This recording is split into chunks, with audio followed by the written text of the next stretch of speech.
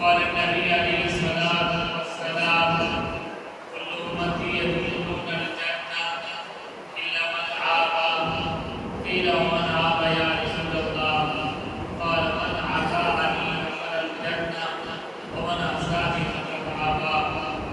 وقال النبي عليه الصلاة والسلام إذا سلكت حسنتك وسعتك سيئاتك فأنت مؤمن أو قال عليه الصلاة والسلام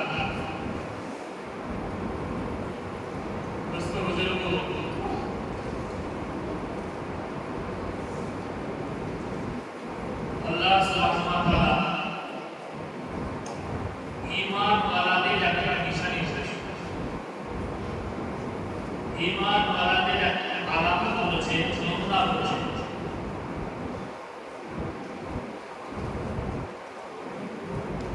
নমুনাটা নিশানিটা কি যে কখন আপনি নিজেকে ঈমানদার বলে ভাববো ঈমানদার মনে করবো বা কখন আপনাকে মানুষ ঈমানদার ভাবে বা ঈমানদার মনে করবে বিভিন্ন হাদিসে বিভিন্ন রকমের নমুনা রাসূল পাক সাল্লাল্লাহু আলাইহি ওয়াসাল্লাম বর্ণনা করেছেন সেই বর্ণনার মধ্যে থেকে একটা বর্ণনা এরকম এসেছে ইদা সাদাক্তা হাসানাতুকা ওয়া সাআতুকা সাইয়্যাতুকা ফাআতা মুমিন রাসূল আকরাম সাল্লাল্লাহু আলাইহি ওয়াসাল্লাম বলেছেন ঈমানের নমুনা ঈমানের আলামত হলো এটা যখন কোনো বান্দা যখন কোনো নেকির কাজ করবে যখন সুকর্ম করবে নেকির কাজ এবং সুকর্ম করার পরে তার আনন্দিত হবে খুশি খুশি আর যখন গুনাহ করবে আল্লাহ তাআলা হুকুম অমান্য করবে যখন বদির কাজ করবে গুনাহ কাজ করবে গুনাহ আপন যখন তার জিসিম থেকে শরীর থেকে সংগঠিত হবে তখন সে ভেঙে পড়বে দুঃখে পীড়িত হবে এই দুই আলামত যদি পাওয়া যায় রাসূলুল্লাহ সাল্লাল্লাহু আলাইহি ওয়াসাল্লাম সোনার জামানে বলেছেন ফাআন্তা মুমিন তাহলে তুমি মুমিন হাত দিয়ে আয়াতটা হলুদ অক্ষর এই অক্ষরটা দিয়ে ফাআন্তা মুমিন রাসূল বলেছেন তাহলে তুমি মুমিন দোস্তদের তো একটা মানুষ জেনা করছে ব্যবচার করছে জিনিস করছে মদ করছে টাকা খাচ্ছে খারাপ করছে বিভিন্ন রকমের খারাপ কাজ করছে করে আবার গর্ব করছে বলছিলাম আমাদের মধ্যে শান্ত থাকতে আমাদের মধ্যে ইজ্জত রাখতে আমাদের মধ্যে ইজ্জত রাখতে আমাদের সোসাইটিতে ইজ্জত রাখতে এটাকে গর্বিত হতে চাইছি রাসূল বলেছে মুমিন না ঈমান আল্লাহ অপর একটা হাদিসের মধ্যে এসেছে রাসূলুল্লাহ সাল্লাল্লাহু আলাইহি ওয়াসাল্লাম বলেছে যখন কোনো মানুষ গুনাহ করে উদাহরণস্বরূপ যখন কোনো মানুষ মানে জেনার মধ্যে লিপ্ত হয় জেনার মধ্যে লিপ্ত হয় যখন লিপ্ত থাকে কর্ম যখন লিপ্ত থাকে বলা হয় যে ঈমানটা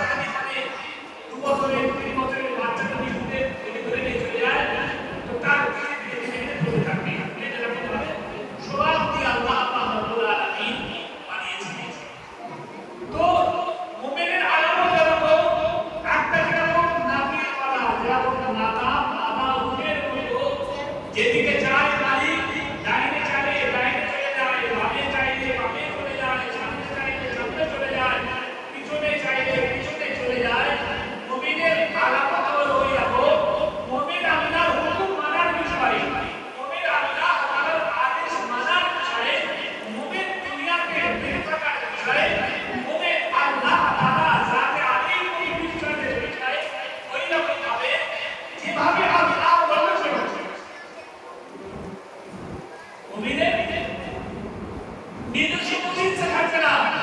মুমিন যখন মুখে দাঁড়াবে সর্বপ্রথম দেখবে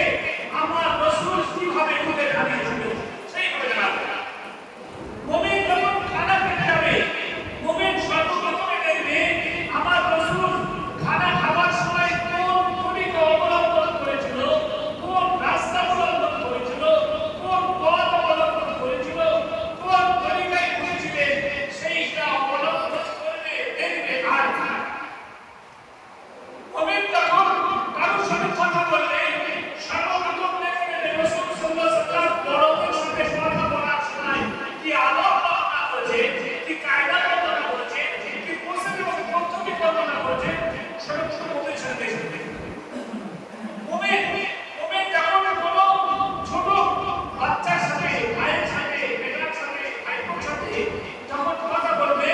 সর্বপ্রথম দেখে নেবে রাসূল কেমন ভাবে বাচ্চাদের সাথে ব্যবহার করেছিলেন, হেসেছিলেন, কথা বলেছিলেন, ভালো করেছিলেন, স্নেহ করেছিলেন, সেটা আগে দেখবে।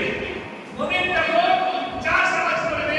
রাসূল কেমন করে চা করতে বলেছিলেন সেটাকে আগে ফলো করবে, সেটাকে দেখবে। চা সাবাসে গিয়ে আল্লাহর হুকুম করছে কিনা, নামাজ ছাড়ছে কিনা, আল্লাহর হুকুম ছাড়ছে কিনা, নাফরমানি আসছে কিনা সবগুলো দেখবে। তারপরে মুমিন চাষ করবে। মুমিন যখন ব্যবসা করবে, দোকান খুলবে, ব্যবসা যখন চলবে সর্বপ্রথম দেখবে রাসূল কোন ব্যবসা করতে বলেছে,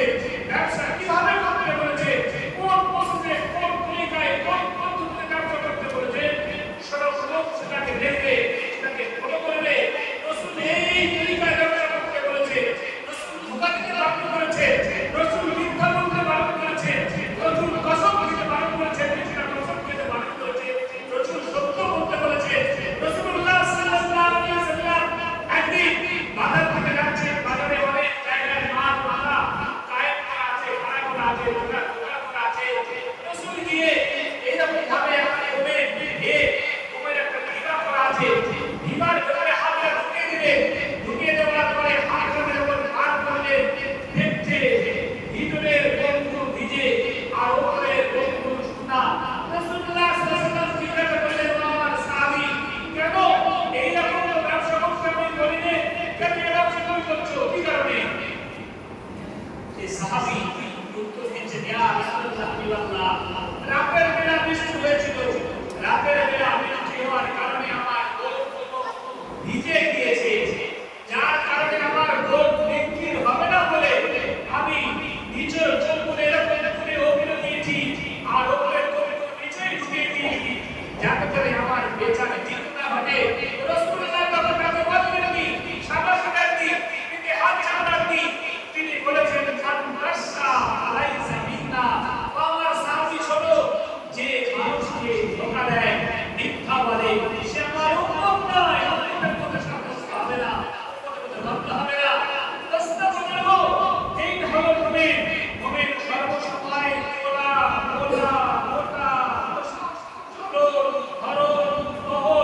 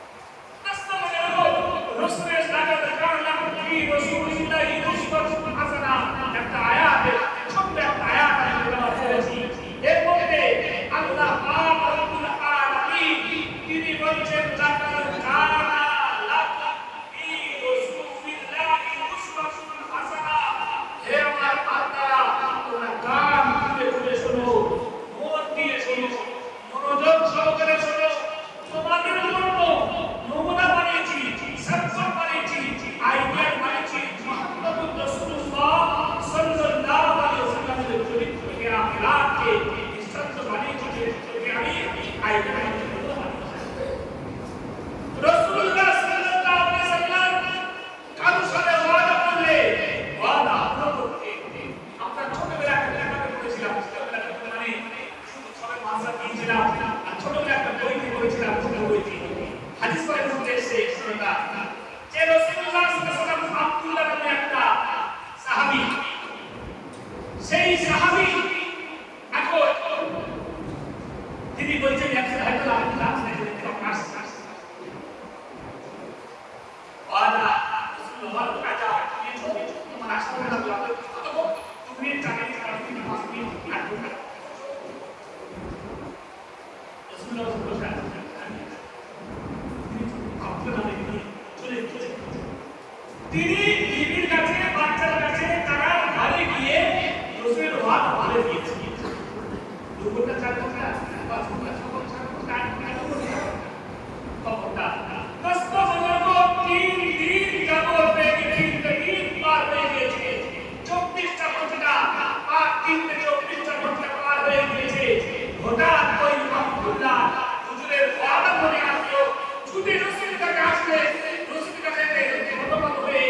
আর মাথা মুড়ে পড়ে গেলেন, বললেন ইয়া রাসূলুল্লাহ আমাকে ক্ষমা করবেন, আমি বুঝতে পারিনি, আমি আপনাকে জানাতে বলে অপেক্ষা করতে বলে ইন্তেকাল করতে বলে অনেক কষ্ট করে আমি বাড়ি দিয়েছি, বিবির ঝামেলায়, চাষের ঝামেলায়, ব্যবসার ঝামেলায়, বাণিজ্যের ঝামেলায় আপনার ওয়াদা হয়ে গিয়েছি। রসুল কিছুই বলে